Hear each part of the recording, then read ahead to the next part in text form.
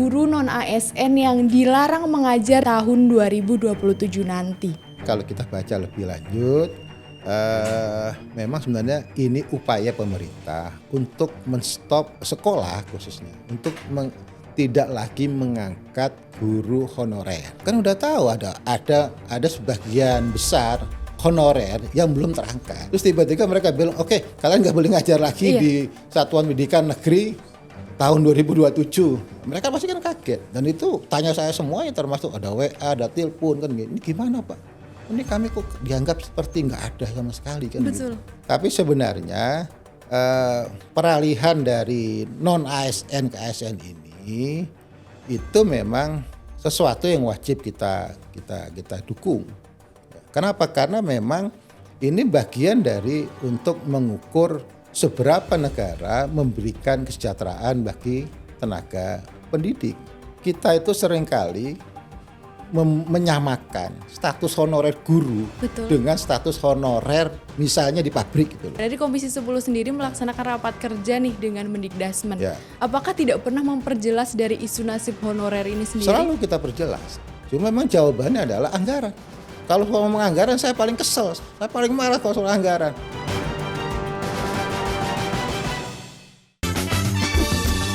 Hai, kamu lagi di Sudut Dengar Parlemen. Halo, kamu lagi dengerin Sudut Dengar Parlemen yang biasanya ditemenin sama Nadia Kanaya, tapi hari ini secara spesial ditemenin sama Yesa Fatwa di sini. Tetap bisa kalian dengerin di YouTube TVR Parlemen dan juga di Spotify serta Noise Radio Parlemen dan Radio Republik Indonesia Pro 3. Oke, hari ini kita akan membahas kesejahteraan guru yang sedang panas di media sosial. Langsung saja, sudah hadir bersama saya di studio ini ada Bapak Purnomo Sidi dari Komisi 10 DPR RI. Terima kasih sudah hadir Bapak di hari ini. Terima kasih, selamat Bapak pagi. apa kabar Pak? Alhamdulillah sehat. Kemarin walaupun juga masih agak capek karena baru selesai. Habis turun dari dapil ya betul. Pak, oke. Jadi sebenarnya yang menjadi pertanyaan sekarang ya Pak mungkin dari masyarakat tentunya terkait dengan guru non-ASN yang dilarang mengajar tahun 2027 nanti. Sebenarnya penjelasan detailnya itu seperti apa sih Bapak? Ya, jadi begini setelah saya baca surat edaran itu ya, surat edaran nomor 7 tahun 2006 dari Kemendikdasmen yang ditandatangani oleh Pak Menteri langsung. Memang sesungguhnya kalau kita baca dan lihat respon masyarakat, utama teman-teman non ASN ini, mereka merasa 2027 mereka N sudah N gitu. Iya, betul. Terus kami gimana kan gitu. Nah, walaupun sebenarnya kalau kita baca lebih lanjut, memang sebenarnya ini upaya pemerintah untuk menstop sekolah khususnya, untuk tidak lagi mengangkat guru honorer. Sebenarnya itu. Apa alasannya? Saya baca alasannya memang pemerintah sudah mulai mengambil langkah-langkah untuk menata satu ya, guru-guru honorer yang sudah diangkat menjadi ASN atau kemudian P3K atau P3K paruh waktu itu. Sekarang ini masih numpuk di beberapa lokasi kan gitu, beberapa sekolah lah kan gitu, yang cara tempuhnya lebih enak, semuanya lebih enak lah. Yang kemudian ini akan dilakukan namanya redistribusi, di mana kemudian jumlah yang menurut data yang dimiliki oleh kementerian itu sesungguhnya memang proporsi antara jumlah murid atau peserta didik dengan para pendidik ini sesungguhnya sudah terpenuhi kan gitu. Cuma urusan pemerataan. Betul. Yang belum. Nah, karena itu memang sumber masuknya itu menurut pemerintah itu harus ditutup dulu, dan itu akan dilakukan di tahun 2027 akhir, yaitu bulan Desember 2027. Nah, ASN yang terdata mulai tanggal 31 Desember terakhir ya 2025, nah itulah yang kemudian nanti diredistribusi untuk memenuhi kebutuhan yang ada di satuan-satuan pendidikan yang ada di seluruh Indonesia. Nah sebenarnya awalnya seperti itu. Nah, cuma kemudian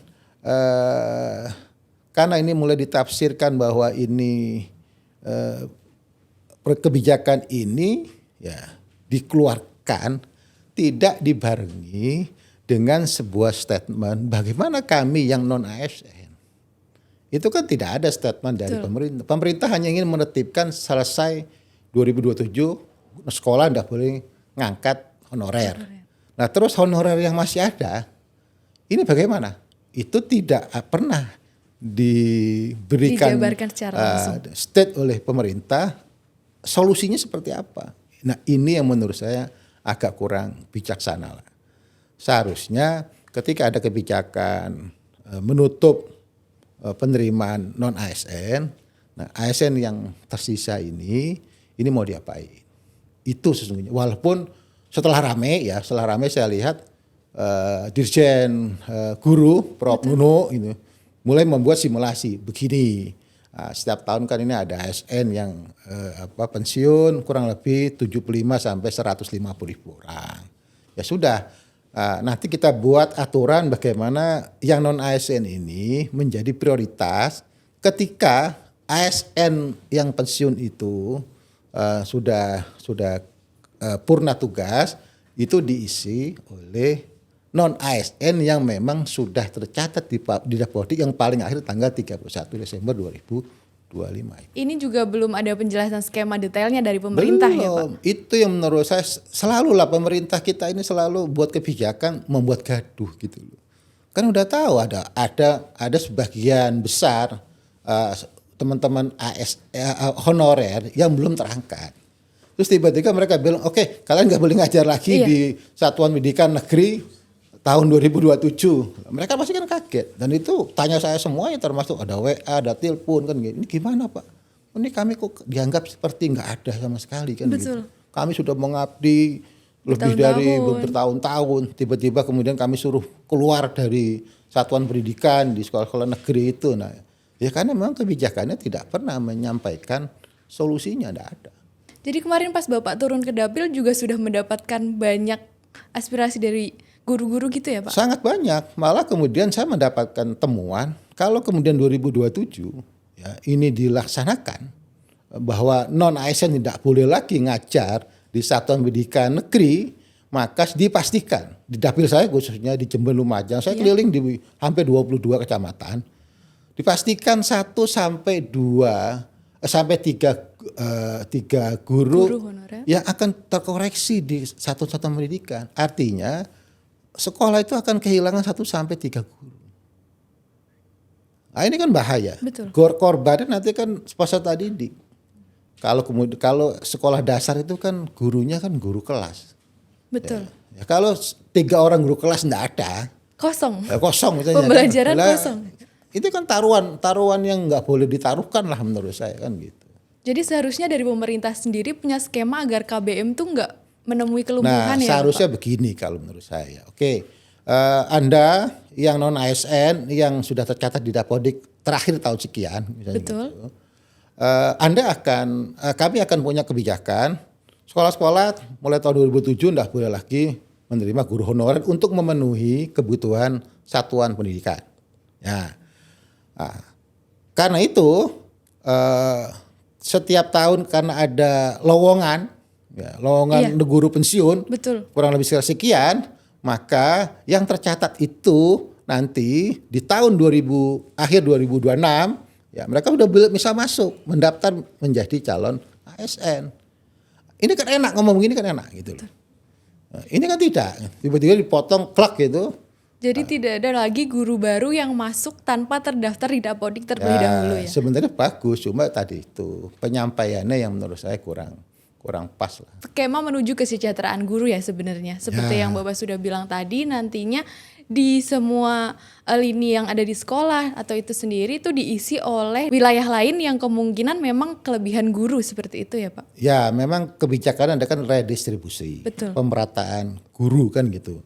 Nah tapi sebenarnya peralihan dari non ASN ke ASN ini itu memang sesuatu yang wajib kita dukung. Ya, kenapa? Karena memang ini bagian dari untuk mengukur seberapa negara memberikan kesejahteraan bagi tenaga pendidik. termasuk sebenarnya kami di Komisi 10 sudah terlalu jauh nih berpikirnya. Kami sudah sampai pada titik ketika kita mengkodifikasi 3 undang-undang itu, dari Undang-Undang Sidiknas, Undang-Undang Guru Dosen, Undang-Undang Pendidikan Tinggi, kami sudah membuat statement dan ada kesepakatan memang belum termuat di batang tubuh undang-undang kodifikasi yang mau kita rubah itu, bahwa kita akan menghilangkan apa yang disebut dengan P3K dan P3K paruh waktu. Nanti guru itu tidak ada P3K, tidak ada P3K paruh waktu. Semuanya adalah ASN yang dia dipenuhi keseluruhan kesejahteraannya itu. Oke, akan kita bahas lebih lanjut terkait bagaimana nantinya guru akan sederhanakan menjadi ASN dan mendapatkan kesejahteraan yang lebih baik. Jadi jangan kemana-mana, tetap di Sudut Dengar Parlemen. Hai, kamu lagi di Sudut Dengar Parlemen.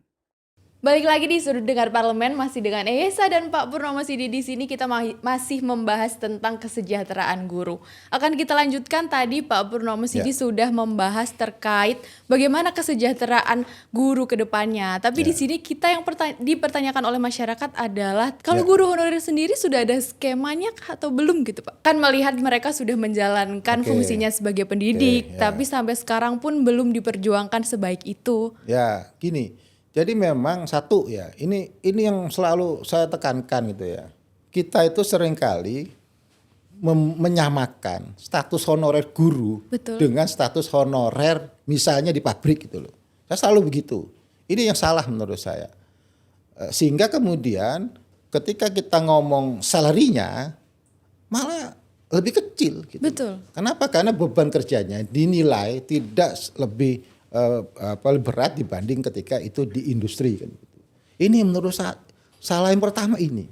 Guru honorer itu adalah sama dengan pekerja di pabrik yang digaji suka-suka kita kan gitu. Tidak harus memenuhi standar UMR atau standar kesejahteraan. Itu lebih tinggi lagi sebenarnya kalau kita ngomong kesejahteraan. Nah, sejak awal itu, karena itu kenapa kemudian di berita dimanapun di Indonesia kita selalu mendengar bahwa ada banyak guru honorer hanya dapat 150.000 per bulan. Ada yang dapat 300.000. Di daerah-daerah pedalaman mereka dapat 300 sampai 500.000 kan gitu. Jadi sejak awal kita memang tidak pernah menghargai guru honorer. Betul. Ya, padahal ketika kita membicarakan apa kontribusi guru honorer terhadap dunia pendidikan kita, nah seharusnya kita akan lebih menghargai dia. Cuma kan tidak pernah ada narasi menghargai itu. Mereka dianggap pokoknya pekerja honor kita bayar kan gitu. Sejahtera nggak sejahtera terserah deh kan begitu. Kita tidak pernah memperbincangkan seberapa guru itu harus kita bayar. Selama ini kan statementnya hanya dari pemerintah. Misalnya pemerintah nanti guru kami akan gaji 2 juta, minimal 2.700.000 per bulan. Nah, yang nanti kita tambah lagi dengan sertifikasi, kita kasih lagi tambahan jadi 2 juta lagi sehingga jadi 4.700.000 sekian kan gitu. Cuma pernah nggak kita bertanya kepada para tenaga pendidik kita, pada guru, ibu, bapak guru yang kami hormati atas perjuangan Anda, atas ikhtiar Anda, berapa sebenarnya yang harus kami berikan kepada Anda? Itu kan tidak pernah ada. Ini nggak fair kan gitu. Nah, sejak awal memang sistem penggajian atau kesejahteraan itu sangat bias dari sisi pemerintah.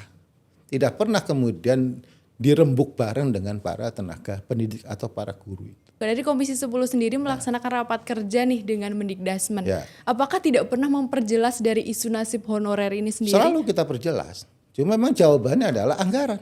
Kalau ngomong anggaran saya paling kesel. Saya paling marah kalau soal anggaran. Anggaran kita 700 triliun kok. Nah, kita kalau mau gaji 20% kasarnya itu ya, kalau Pak? kita mau gaji 20 juta aja duitnya ada kan gitu.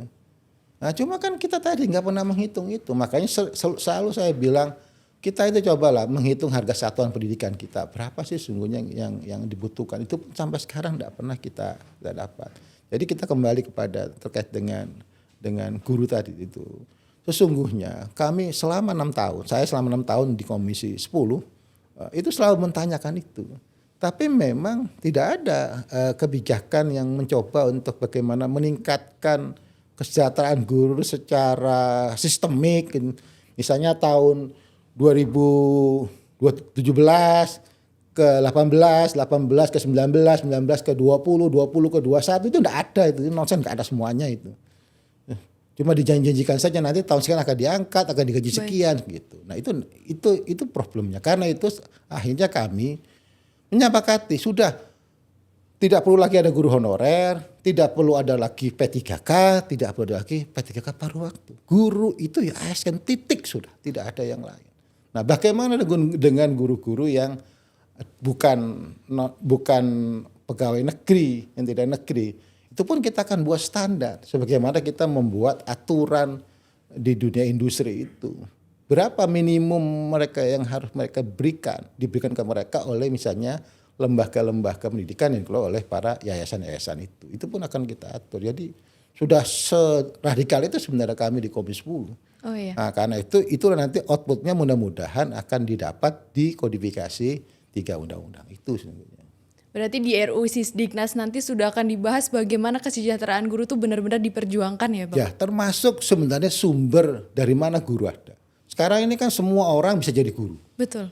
Ya, lulusan apapun nanti dia wajib melalui LPTK. Semacam IKIP dulu lah kan gitu. Nah, mereka kemudian harus masuk LPTK, kemudian setelah lulus LPTK, mereka tidak bisa langsung menjadi guru.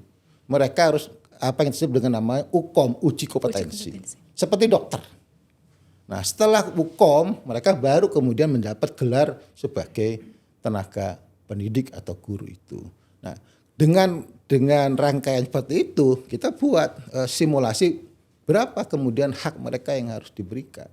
Nah, jadi kalau sekarang kan suka-suka karena dia tidak terstandar, dia hanya lulusan SMA, dia lulusan MIPA atau dia lulusan fakultas yang bukan keguruan sehingga dia tidak punya kemampuan sebagai tenaga pendidik, ya subjektivitas satuan pendidikan, ya sudahlah kamu tak gaji sekian aja, toh ukuran indikator kompetensi kamu juga nggak jelas juga kan gitu. Nah, kami ingin mengkerangkai mulai dari sekolahnya, mulai jadi uji kompetensinya, sehingga kemudian dalam hitung-hitungan kami ya minimal tuh guru itu kalau dari hitungan saya itu sekitar 7,5 juta minimal itu yang harus diterima oleh para tenaga pendidik kita. Berarti memang nanti pendanaan itu apakah ada skema ke depan untuk semua? Sekarang kan pendanaan masih ada yang ikut dengan dana daerah maupun dana pusat. Apakah akan ditarik semuanya ke dana pusat? Nah, pertanyaan bagus itu Mbak. Jadi saya ini udah keliling ke seluruh Indonesia. Jadi tidak efektif. Ya, tidak efektif transfer daerah untuk urusan pendidikan itu nggak efektif. 270 triliun itu nggak efektif. Kenapa? Karena ternyata daerah setelah masuk ke transfer daerah, masuk ke APBD, itu yang dialokasikan hanya 4%. Padahal mandatorinya adalah 20%. Rata-rata itu nggak pernah lebih dari 5%. Kecuali Jawa Barat sama Jawa Tengah lah, sama DKI Jakarta. Saya sudah seringkali menyampaikan di rapat-rapat, dan teman-teman juga sudah mulai merespon. Nah, sudahlah urusan pendidikan ini karena ada gap fiskal, kemampuan daerah ini yang tidak sama untuk memperlakukan pendidikan sebagaimana mandatory spending pasal 28C dan pasal 31 ayat 5 itu, sentralisasi pendidikan saja. Betul.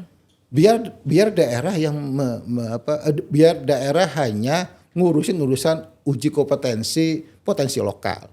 Tapi urusan bagaimana meningkatkan kesejahteraan guru, bagaimana meningkatkan kualitas pendidikan, biar ini menjadi urusan pemerintah pusat.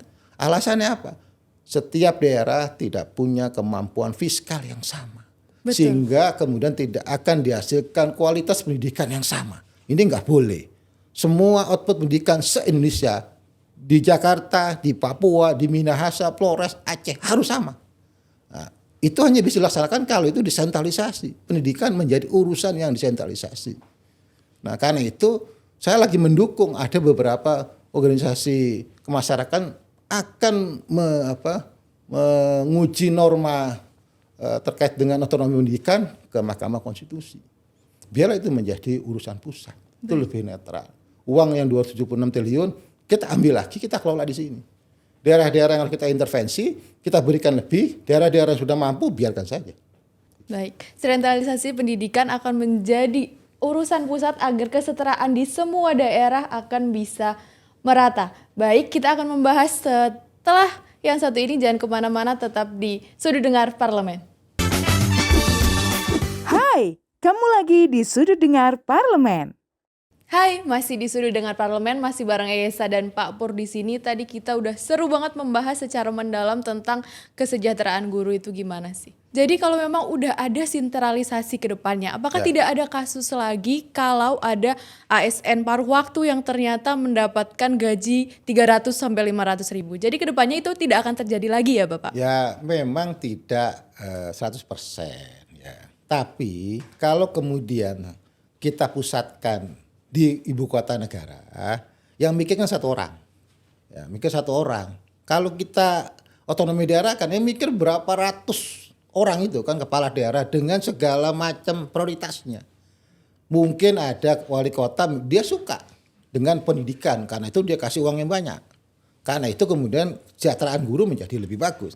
Kalau kita tarik ke pusat, yang mikir satu orang, satu pihak. Sehingga kemudian ukurannya akan menjadi lebih objektif. Sehingga kemudian ukuran-ukuran itu bisa mencerminkan tingkat kebutuhan di masing-masing wilayah yang memang berbeda. Guru-guru di Jakarta nanti akan dapat bayaran kesejahteraan yang berbeda dengan guru-guru yang ada di misalnya Papua. Daerah 3T. Dengan ya yang terdepan, terluar, terapa segala macam itu. Jadi akan ada variasi pendapatan berdasarkan tingkat inflasi, tingkat pertumbuhan ekonomi, tingkat kesulitan dalam hal dia melaksanakan tugas sebagai tenaga pendidik kan gitu. Yang itu nggak mungkin ada ketika itu kita berikan ke daerah. Nah, sekarang itu seringkali saya sampaikan dana pendidikan yang kita transfer ke daerah dari pusat sudah memenuhi 20%. Tapi ketika diposturkan di APBD, rata-rata temuan kami ini ketika kunker itu nggak sampai 5%. Selebihnya kemana? Selebihnya urusan lain. Walaupun misalnya ada kaitan dengan pendidikan, tapi misalnya dia buat jalan, buat jembatan, beli mobil, bus sekolah segala macam, yang tidak ada kaitannya dengan peningkatan kompetensi guru, kesejahteraan guru, atau kemudian peningkatan sarpras pendidikan, itu tidak ada. Nah, karena itu kami yakin lah kalau gini desentralisasi, dihitung di Jakarta, dibagi di Jakarta, itu akan bisa memenuhi apa yang disebut dengan kesejahteraan tenaga pendidik kita itu menjadi lebih terjamin ya Pak. Anggaran daerah tentang pendidikan itu hanya 4-5% saja. Rata-rata. Iya, jadi dari pusat apakah ada teguran kepada daerah ataupun penegakan regulasi itu sendiri? Gini Mbak, jadi ini memang perlu saya sampaikan ke publik ya. Ketika dana pendidikan itu ditransfer ke daerah, itu kewenangannya itu bukan lagi di Kemendikdasmen. Pak Menteri kita ini berulang-ulang kami itu punya uang transfer pendidikan, tapi kami ini tidak bisa ngatur-ngatur itu. Siapa yang ngatur? Kemendagri. Karena apa? Asas otonomi daerah. Itu. Bagaimana uang transfer daerah untuk pendidikan itu dikelola oleh Kemendagri. Sudah penormaan pendidikan sebagai urusan daerah kita tarik saja. Alasannya gampang tadi saya kembali. Alasannya adalah ada gap fiskal. Ada visi yang tidak sama antara kepala daerah terkait dengan pendidikan. Padahal pendidikan itu mandat yang teresplisitkan di konstitusi. Meskipun mandatorinya itu sudah 20% ya Pak? Lah iya. Sebenarnya melanggar semua. Kalau menurut saya udah batal semua itu baiatnya sebagai kepala daerah batal semua itu. Layak untuk diberhentikan menurut saya. Karena dia nggak melaksanakan itu kan gitu. Nah, itu kan normatifnya begitu kan. Memang kan ya begitulah karena semua juga punya kepentingan politik, mereka juga dari partai-partai politik yang kadang juga menjadi bagian dari pemerintahan pusat sehingga kita pun menegurnya pun tidak mudah kan gitu.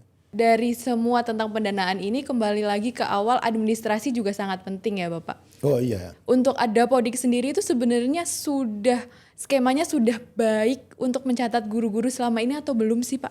Ya kalau kita bicara Dapodik, kalau kita hanya mau lihat jumlah guru, jumlah siswa, jumlah apa segala macam itu sudah mencerminkan sesuatu secara administrasi itu sudah tertata rapi. Cuma pertanyaan paling paling mendasar. Setelah ada tersedia data mau diapain? Betul. Contoh Sarpras ya. Sarpras kita itu dari politiknya jelas. Yang rusak itu membutuhkan dana 576 triliun. Apa yang dilakukan oleh pemerintah pusat? Hanya menyiapkan 16 triliun. Bayangkan 500 triliun lebih kok yang dianggarkan cuma 16 Hanya triliun. berapa persennya? Nah itu aja. Jadi Dapodik udah bagus. Tapi pertanyaan berikutnya mau diapain nih Dapodik? Guru yang ada sekian juta itu mau diapain? Murid yang ada sekian juta itu mau diapain? Sekolah yang rusak itu mau diapain? Itu aja. Kalau mau diapain itu kan ngelihat dompet kan gitu. Oh dompetnya ada enggak? Oh ada. Yaudah keluarin aja. Nah pertanyaannya ketika ngeliat dompet masih mikir-mikir lagi mau keluarin atau enggak kan gitu. Ini juga problem menurut saya. Itu yang sering kali administrasi udah bagus. Sekarang kita sikapin administrasi itu dengan keputusan politik, dengan kebijakan yang itu berdampak langsung terhadap peningkatan mutu layanan pendidikan dan peningkatan kesejahteraan para tenaga pendidik atau yang kita sebut dengan guru. Jadi ini juga nanti akan dibahas di RUU Sisdiknas yang nanti sebenarnya Sisdiknas ini akan menjadi kekuatan yang sebesar apa sih untuk kesejahteraan guru sendiri, Ya Pak? kita ikhtiarkan satu ya, nanti ini akan menjadi undang-undang yang lex spesialis. Rezim undang-undang yang kita harapkan guru nanti tidak mengikuti rezim undang-undang yang ada di undang-undang PNS yang umum itu. Oh, ASN. Ya, yang ASN itu. Jadi nanti pengaturan tentang guru, apakah kompetensi, kesejahteraan segala macam itu kita atur tersendiri di undang-undang ini sehingga menjadi undang-undang yang bersifat lex spesialis. Nah, dengan begitu maka Menteri Pendidikan punya kewenangan khusus untuk menentukan guru dibayar berapa, guru sejahteranya berapa. Kalau sekarang mengikuti ritme dari Menpan RB, sudah kita bayar, nggak usah kita minta dari anggaran kepegawaian dari pihak sana, cukup menggunakan anggaran pendidikan saja untuk membayar guru. Karena biarlah guru orang itu ditentukan oleh kementerian yang memang mengurus guru, jangan kementerian yang hanya mengurus ASN. Baik. ASN itu kan banyak. Betul. Tapi kalau guru diurus sama kementerian yang mengurus guru, saya yakin bener deh. Karena apa? Karena bisa jadi yang ada di kementerian itu juga mantan-mantan guru, termasuk saya kan guru juga. Tahu persis lah apa yang dibutuhkan oleh guru. Nanti termasuk ke dalam pembahasan kurikulum yang nantinya akan disetarakan dengan kehadiran guru itu berapa, seperti Ya. itu juga ya Pak? Betul. Jadi semuanya lah, selama menyangkut unsur atau variabel tentang pendidikan ini, ya, apalagi kurikulum itu kan menjadi bagian utama dari pendidikan kita kan gitu. Nah, cuma ya tadi itu, jadi kurikulum boleh dihasilkan menjadi satu produk yang ideal, tapi kalau tenaga pendidiknya masih berpikir pinjol, masih berpikir ada utang di sana, masih berpikir dia punya anak nggak bisa bayar iuran di sekolahnya atau anaknya sakit segala macam, nggak mungkin kurikulum yang bagus itu bisa dilaksanakan dengan baik. Betul. Kalau tenaga pendidiknya masih bercabang-cabang pikirannya, tidak fokus menjadi seorang pendidik. Termasuk ke dalam kesempatan yang fresh graduate lulusan pendidikan nih Pak. Mungkin kan mereka sekarang ada yang mengikuti pendidikan profesi guru atau Ya, PPG. oke. Itu juga masuk ke dalam kesejahteraan ke depannya ya tentu Oh saja. iya, karena orang siapapun mereka yang sudah ikut uji kompetensi, mereka sudah punya sertifikasi kompetensi, itu harus dibayar mahal. Karena kalau tidak, mereka merasa yang lain nanti akan berdampak gitu kan, berdampak bahwa mereka sudah punya sertifikat A, B, C, D aja masih dibayar 500.000. Ya, kenapa saya harus juga ikut uji kompetensi kan gitu. Toh nanti dibayarnya pun sama.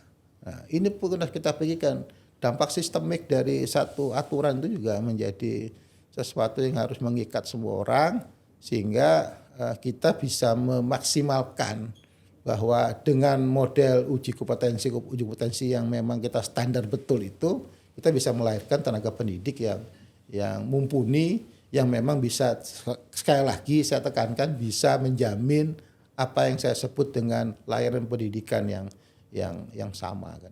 Baik, jadi memang nanti akan ada skema untuk guru-guru PPG yang memang sudah memiliki kompetensi tersendiri yang sekarang nyatanya tuh justru mereka masih tidak match dengan lulusannya, malah justru masih bekerja di startup dan lain sebagainya, tapi ke depan itu juga akan dipikirkan di dalam Ya, Sisdiknas ya. mereka melarikan diri karena apa? Karena buat apa saya jadi guru cuma Betul. digaji 200.000? Saya orang pinter loh. Iya. Saya IPK saya 4. Ya, saya bisa ini, bisa itu, bisa ini. Tapi kok digaji 500.000, ngapain? Mending aku ikut startup aja, dapatnya satu kali apa istilahnya itu, dia dapat 1 juta. 1 bulan bisa dapat 10 juta kan gitu. Karena tadi itu, karena nggak ada penghargaan. Ini kan bahaya. Orang-orang bagus, orang pintar, lulusan tenaga kependidikan ini akhirnya harus melarikan diri hanya gara-gara ketidakmenariknya profesi sebagai seorang tenaga pendidik. Betul, berarti emang kuncinya adalah penghargaan dan jaminan ke depannya. Betul, iya. Jadi kami berharap juga Pak Pur tidak akan lelah ya Pak untuk memperjuangkan guru-guru ini. Ya kadang-kadang lelah lah. Gitu. Tapi memang ada naik turunnya ya Pak, tapi tentu saja akan tetap diperjuangkan ke Kadang-kadang depannya. lelah, akhirnya saya berpikir, coba kalau saya jadi menteri, mungkin semua akan selesai dalam waktu singkat. Jadi terima kasih Pak Pur sudah berbincang bersama di Sudut Dengar Parlemen hari ini. Semoga kedepannya Komisi 10 tetap akan memperjuangkan terutama dalam perancangan Sisdiknas ini lebih baik terhadap guru-guru honorer terutama yang belum mendapatkan hak kependidikannya. Ya. Jadi terima kasih sudah mendengarkan Sudut Dengar Parlemen hari ini bersama Yesa dan juga Pak Purnomo Sidi. Kita jumpa di episode selanjutnya. Bye!